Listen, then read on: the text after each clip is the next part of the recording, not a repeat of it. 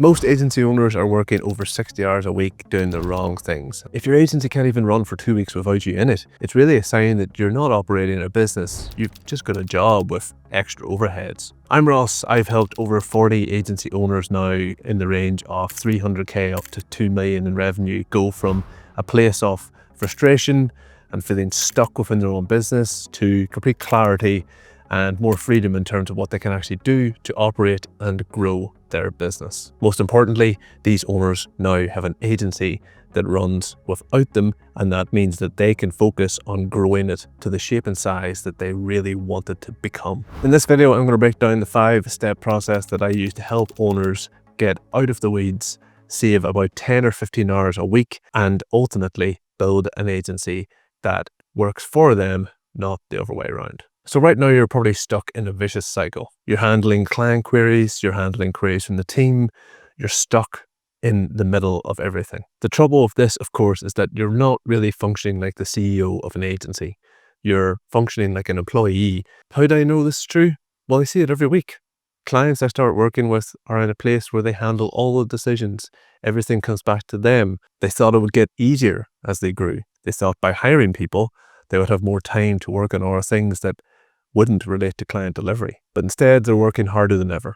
And for a lot of owners, that's a very tough pill to swallow. For many, the reality is simple. If they don't change something and change how they operate within their own business, they're going to have to keep working exceptionally hard year in, year out for the next 10 or 20 years. And let's be honest, you didn't really set up your agency to have that be the case, did you? So if you're in a place where your team can't operate without you, your clients are completely reliant on you, and the work doesn't get done to a certain standard without you involved in it, then here is your chance to sort that out and start putting things in motion that will mean you can go from just having a very expensive job to running a business. Step one is to track your time as an owner and really identify what is going on.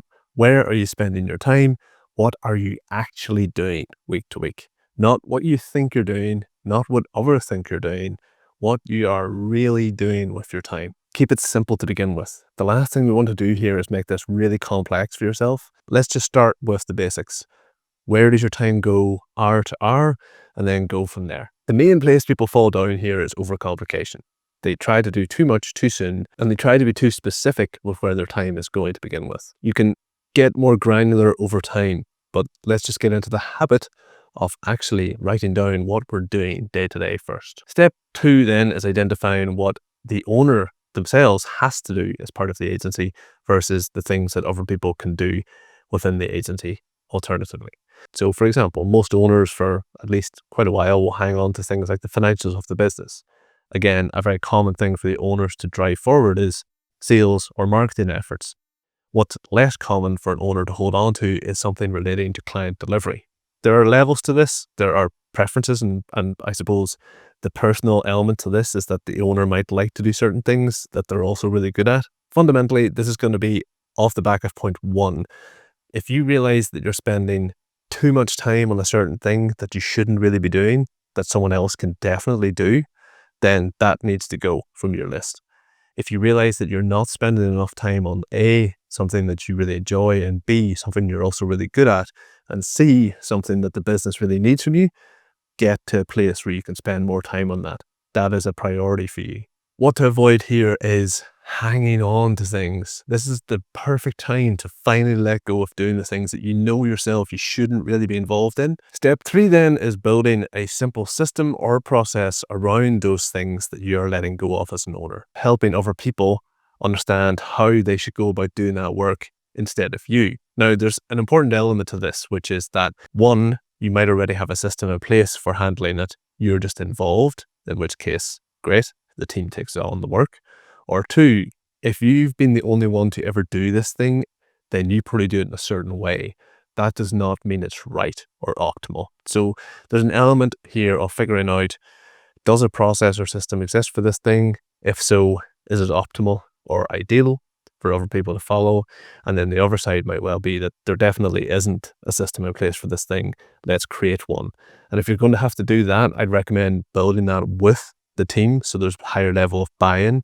Also, it's easier for them to understand how things happen if they're part of the process where you actually create the system or the process. What we want to avoid here is keeping the team away from this stuff. It's easy for an owner sometimes to think, oh, I'll just create the process or the SOP or the system and then give it to the team. I understand why you might think that's ideal, but fundamentally then they have to learn it. They probably have questions. They might do it differently themselves based on their own experience. There might be frustration or challenges built in around that.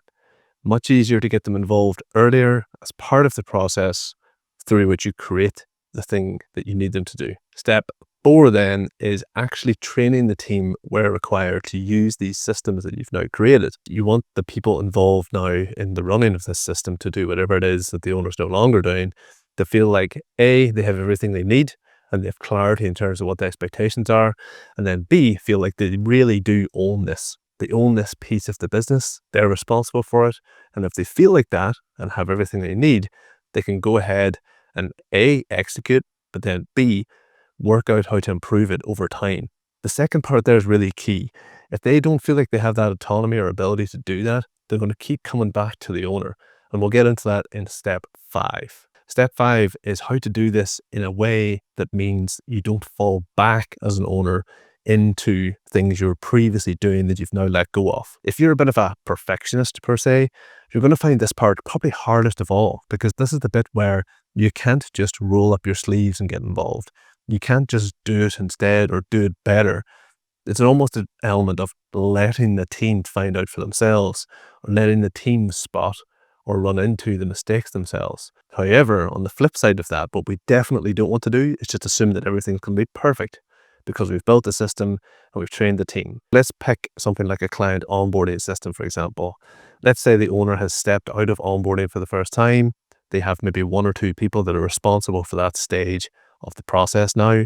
They have the system in place, and really on paper, everybody knows who's doing what and when and why. The monitoring element or the audit to assess how well this is now happening without the owner might happen every time a client has finished an onboarding process, or it might happen at certain checkpoints along the way. Best practice for me would be to suggest that you maybe have more checks and balances to begin with, and then off the back of seeing a couple of those new clients come in the door, in that example, you're able to step away a bit more as an owner and give the people more room on your team to find out what works for them, what works best for your clients. So there are your 5 steps.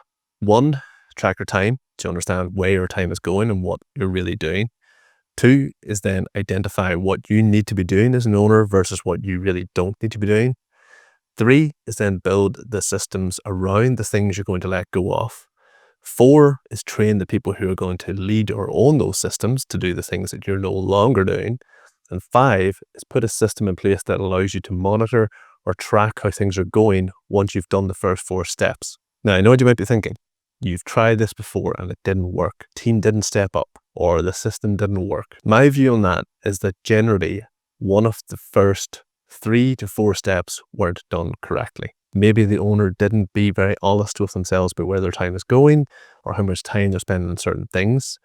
Maybe as part of step 2, they were reluctant to let go of really key things that they shouldn't be doing. Maybe they didn't build a proper system, or maybe they didn't give the team proper training. Again, it's likely if you've tried this and it didn't work, that one of those 4 things, maybe 2 or 3 of them, weren't done quite right. They're really important to nail down, and it could even be step 5. If you don't have a proper system in place to keep an eye on things as the team takes over responsibility for key tasks, that's also on you. There's a naivety that you've let creep in there, assuming that everything will be perfect just because you've done steps 1 to 4. Last point, if it's still becoming hard for you to let go of this stuff, the things that you've said you really should let go of, then that is very much on you as the owner. Every time you try to snatch back your responsibility or take back tasks you were once doing in a certain way, that just blocks the team from doing what you're paying them to, and it blocks the agency from growing because you're all of a sudden back in the weeds again. That's no good for anybody. Definitely not your clients, definitely not you. If you're really worried about stepping away from client work, for example, because the quality won't be good enough, I can't sit here and say that there won't be a drop in quality, at least in the short term. But long term, provided you've done these 5 steps well, and you've got the right people on the team and the right clients, my view is that there's a very good chance the quality will be even better that you're not the only person involved in this. So if you actually want to build an agency where you're in control of what's going on, what shape and size it grows to, and fundamentally it isn't reliant on you as a person, you're going to need to start by tracking your time. And then once you've done that, you're going to look to delegate certain things to great people. Finding the right person is a key piece to the recruitment and hiring process. Keeping them in the business then is a really key element after that. So what I'd recommend is that you check out this video where I take you through a step-by-step process that I use with a lot of my clients to help them find and hire the right people for their business, who are going to be able to really help the owner step out of the day-to-day and focus on doing what they really want and need to for their agency.